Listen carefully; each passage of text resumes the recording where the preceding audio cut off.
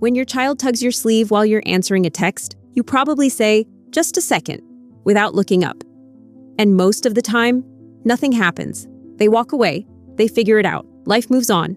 But if that pattern repeats, something shifts, something quiet, something most parents never see coming until the door is already closed. Picture a regular Tuesday evening. You're making dinner. Your child walks in and starts telling you something. A story from school, a problem with a friend, something that happened on the bus. You're stirring the pot, glancing at the stove, half nodding. You catch maybe 60% of it. Yeah, sounds tough. They finish, they leave the kitchen, and you feel fine about it. Because you were there, weren't you? You listened, you responded. Here's the thing. That moment is not about neglect. It's not about a lack of love. It's about something far more subtle and far more common than anyone wants to admit. Researchers call it emotional unavailability in small moments. Not absence, not indifference, but partial attention during the exact moments your child is reaching for you. And once you can see it, really see it, you will start noticing it everywhere. Now, before we go any further, you're busy. You're holding more than most people realize. This is not about guilt. It's about patterns. Because patterns are the thing that actually shapes children. Not the dramatic moments, the daily ones. And there's a quiet reframe that changes everything. When your child comes to you, whether they're crying or excited or just rambling about nothing, they're not just sharing information. They're sending a signal. They're asking a question that has no words yet. Are you there for me right now? Every response you give, or don't give, is an answer. The failures we're talking about today aren't failures of love. They're failures of attention. And there's a critical difference between those two things. But your child's brain doesn't make that distinction. And that's where things get complicated. Let's talk about what's actually happening inside your child's brain. Because once you understand this, the whole picture shifts. Developmental researchers, like those at Harvard University, use a concept called serve and return. Think of it like a tennis rally. Your child serves. They reach out, ask a question, show you something, tug your sleeve. The healthy response is a return. You meet them, you acknowledge it, you engage. And that back and forth is how children's brains wire themselves for connection. Every successful rally builds a neural pathway that says, reaching out works. People respond. I matter. But what happens when the ball drops? Not dramatically. Not because you meant it. Just the pot is boiling, or the phone buzzed, or you're exhausted.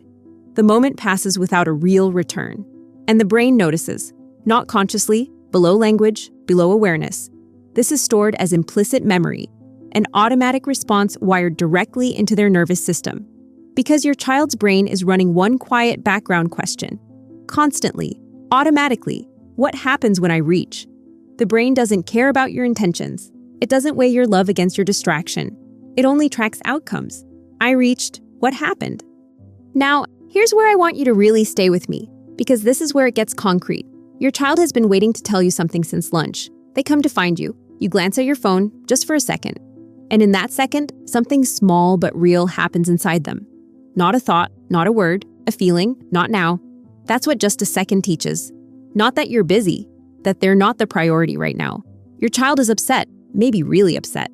And before they finish crying, you say, "You're fine." You mean it kindly. But what lands in their nervous system is, my feelings are inconvenient. You're listening, genuinely trying, but your eyes keep drifting to the screen, and they feel it. The feeling, I'm on my own with this. None of those messages were ever spoken. You would never say those things. But the pattern whispers them anyway, and children are always listening to the pattern, not the words. Now, here's the part that changes everything. Your child doesn't keep reaching forever. Let that sit for a moment.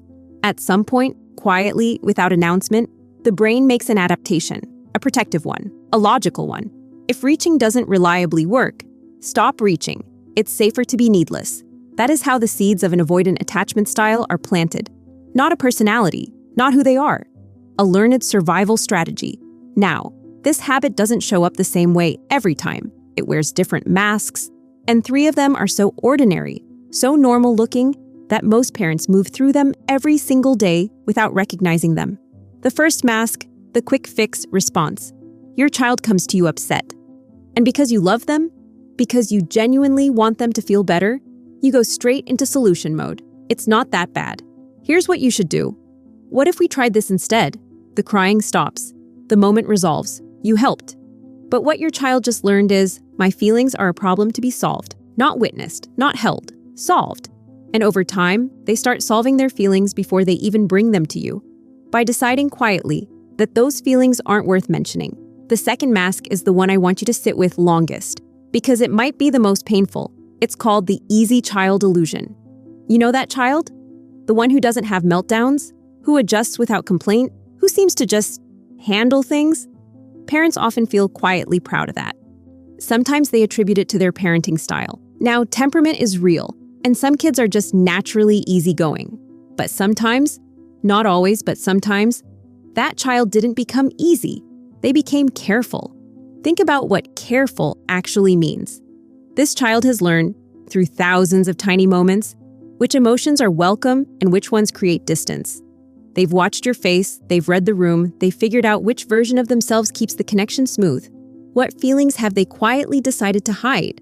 What have they been carrying alone because they sensed it would be too much? What have they been editing out of themselves to stay close to you? They're not resilient. They're performing resilience. And the tragedy is, it looks like success. Until the door closes and you're standing on the other side, wondering why they stopped talking to you. The third mask is the quietest. Delayed comfort. Have you ever waited for your child to calm down before going over to comfort them? Of course you have. We've all been told that comforting a crying child is rewarding bad behavior, so you wait. But here is the biological truth. A child's brain literally does not have the fully developed hardware to calm itself down from big emotions yet. They have to borrow your calm nervous system to regulate theirs. So when you wait for them to settle before moving in with the hug and the kind words, it seems like you're teaching them patience. But here's what their nervous system is actually recording while they wait. Connection comes after I shut my feelings off. I want to stop here for a moment. Take a breath.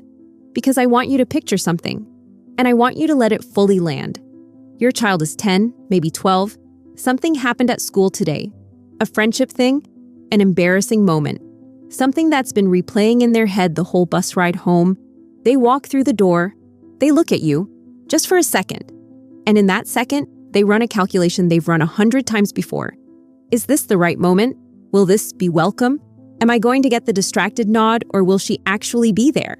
And the answer their nervous system gives, the answer it's been trained to give, is not now. Maybe later. Actually, never mind. They say, I'm fine. They go to their room. They close the door.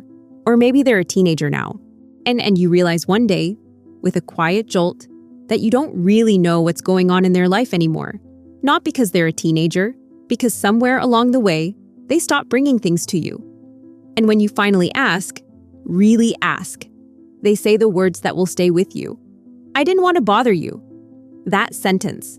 They weren't protecting themselves from rejection. They were protecting you from inconvenience, from having to stop what you were doing. They internalized the signal so completely that they started doing the emotional labor of staying small for you. This isn't a dramatic breakdown. It's not a crisis you can point to. It's just a door quietly closing and a parent standing on the other side wondering when it happened. That image, the closed door, the quiet never mind. That is not a future you're locked into. It doesn't require a perfect past to change it. It doesn't require more time or a parenting overhaul or getting it right every single moment from here on out. It requires a different response, practiced in small moments over and over until a new pattern forms. Here's what that looks like. Step 1, the pause. When your child comes to you, put the phone down, not to the side, down, make eye contact. Let your body say what your words don't have to. You have my full attention right now. This takes 5 seconds. It is not a small thing. Step 2, the anchor phrase. Before you fix anything, before you offer a solution or an explanation, say something that names what you see. You seem really upset. I'm right here. That's it. You don't have to solve it yet. You just have to show up, fully, before the moment passes. Step 3, stay, don't fix. Presence is the intervention. Sit with them in the feeling. Let there be a moment of just being there together. Without an agenda, that moment is doing more than any advice you could give. It's answering the question the brain has been asking. What happens when I reach? But here's the thing about being human. You won't always get there in time. And the science actually gives us immense grace here. Pioneering researchers like Dr. Ed Tronick found that to build a secure bond, you only need to be perfectly attuned to your child about 30% of the time. 30%. The other 70% is made up of getting it wrong, being distracted, and, most importantly, repairing it. Step 4. Rupture and repair. You will miss moments. You already have. That's not the failure. The failure would be never going back.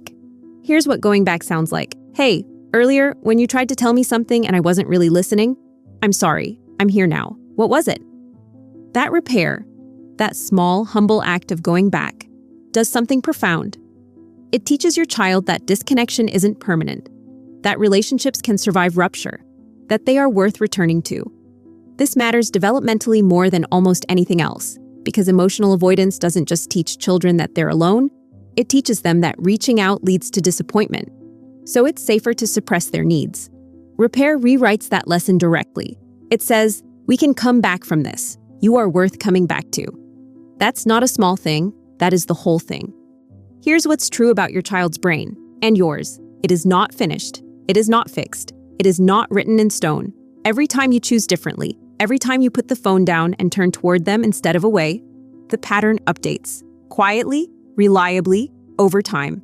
The question their brain has been asking in the background, what happens when I reach? It gets a new answer. Every single time. Your child doesn't need you to be a perfect parent. They don't need you to catch every moment or respond flawlessly every time.